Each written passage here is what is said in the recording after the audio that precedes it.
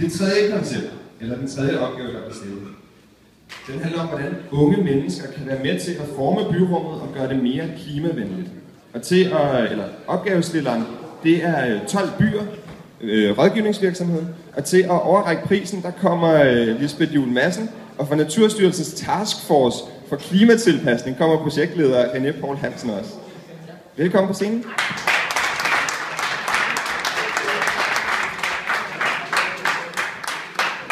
Jeg tænker på, kan I sige lidt om i jeres opgave til eleverne, der skrev I, at unge er en vigtig aktør, når det kommer til byudvikling og klimatilpasning. Hvordan er unge mennesker en vigtig aktør i det?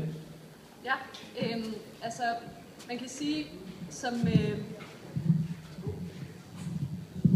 tak. I 12 byer der arbejder vi med, hvordan er det, at borgere kan være med til at skabe fremtidens byer. Og en af de allerstørste udfordringer i den sammenhæng, det er, hvordan er det, man håndterer det ændrede klima. Og vi tror på, at klimaudfordringen, det er noget af det, som kommer til at sætte nogle helt markante aftryk på den måde, som vi former vores byer på i dag.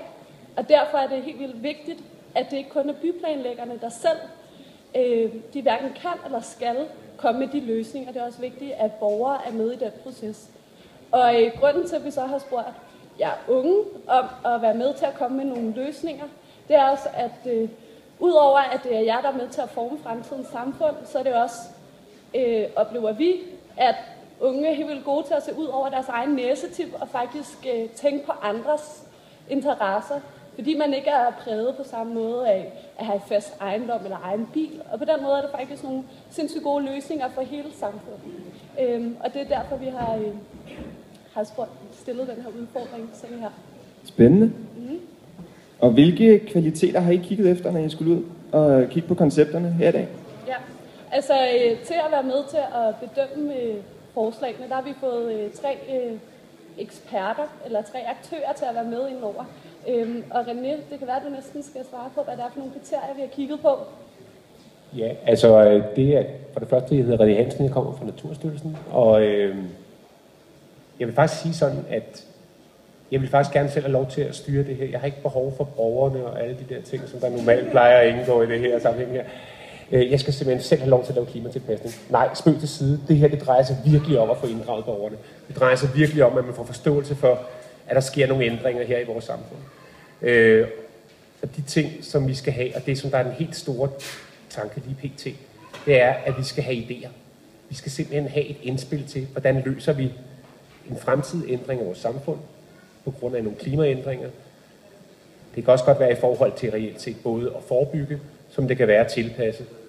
Og det, som vi har lagt vægt på i forhold til projektet her, det har været, at det skulle have et kreativt element, der skulle være man skulle kunne se en innovativ tankegang, og så skulle det være realiserbart. Det har været de 2 væsentligste kriterier i forbindelse med udpegningen. Jeg vil jo gerne fortælle noget om alle 4 projekter. Jeg ved ikke, om du har 17 spørgsmål, eller om jeg må bringe mig selv på banen. Jeg har ikke så mange spørgsmål, men vi kan godt gå til, altså hvad er det så præcis, hvordan har de forskellige grupper levet op til de kriterier? Hvis I så slutter af med at udnævne vinderne også, så Jeg vil gerne slutte af med at nævne vinderne til sidst. Jeg synes, at vi havde 4 rigtig spændende projekter. Og det første af projekterne, som vi havde spillet her, det var det, der hed Randzoner, som der forsøgte at gå ind og kigge på muligheden for at anvende vandet lidt mere aktivt, altså komme ud og i stedet for vandet det er inde på den enkelte matrikel, inde i den enkelte ejendom, jamen hvordan får vi så ført vandet ud og får det egentlig at få det genanvendt i forbindelse med et stort grønt areal, hvor der er mulighed for at infiltrere vandet, eller hvor det kan løbe via et vandløb videre ud mod havet. Meget spændende og interessant. Den anden del, det var så den grønne by, som var et forsøg på at gå ind og se på, hvordan kunne vi egentlig anvende vores tage mere aktivt. Hvordan kan vi egentlig lave grønne tage? Hvordan kan vi egentlig skabe en infrastruktur mellem bygninger, sådan så det var, at man kunne transportere sig fra det ene tag til det andet, og på den måde egentlig skabe stier på tagene og sørge for, at der var nogle grønne elementer islet op på tagene. Egentlig i den forstand kan man sige, et forsøg på at gå ind og aflaste lidt i forhold til den meget kompakte by, det, at man er presset. Det synes jeg faktisk også var et godt koncept. Den tredje var en genbrugslegeplads. Kraftedeme, det kom lige dernede, var det godt.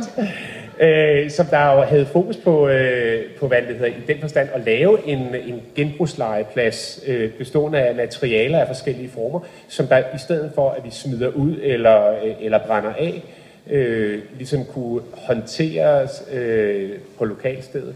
Det, som der var meget primært fokus, det var borgerinddragelsen, muligheden for ligesom at få borgerne med i spil, som vi synes er et rigtig stærkt element i forhold til det her. Så det var super flot også. Og den sidste var så medvind på cykelstierne, som der var et projekt, hvor det var, man sagde, jamen, hvad har vi af eksisterende værktøjer i øjeblikket? Der findes nogle særlige cykelhjul, som der kan nogle særlige ting, som der gør, at man kan transportere sig hurtigere og bedre, i stedet for at tage bilen. De havde en økonomimodel, som der gik ind og kiggede på forskellige måder, som der egentlig, hvor man rentabilitetsmæssigt gå ind og skabe et incitament for, at de enkelte kunne vælge den her løsning frem for at tage bilen. Det, jeg synes, der var meget interessant med det var ligesom det har en meget sådan ungdomlig tilgang til det. Det er jo sådan et forsøg på at komme ind og bruge jeres værktøjer, anvende app, anvende internetside, blog.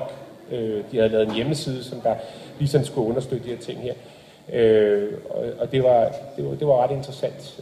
De havde meget forskellige elementer med inde, både apps og hvad det hedder, hjemmesider og reelt set også tekniske løsninger.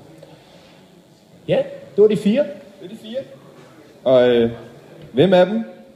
Ja, det var så der, hvor det spændende kommer, ikke? Ja.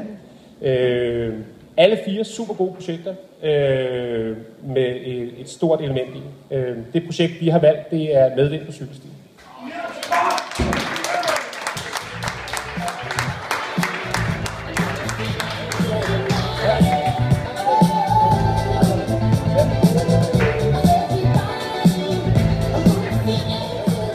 Det må du i hvert fald. Fantastisk. Jamen, vi vil sige mange tak til 12 byer for at valge vores projekt. Det er da helt fantastisk.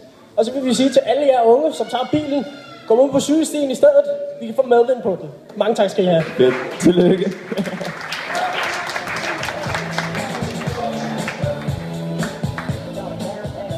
Fedt. Så skal vi ud og cykle. Inden vi skal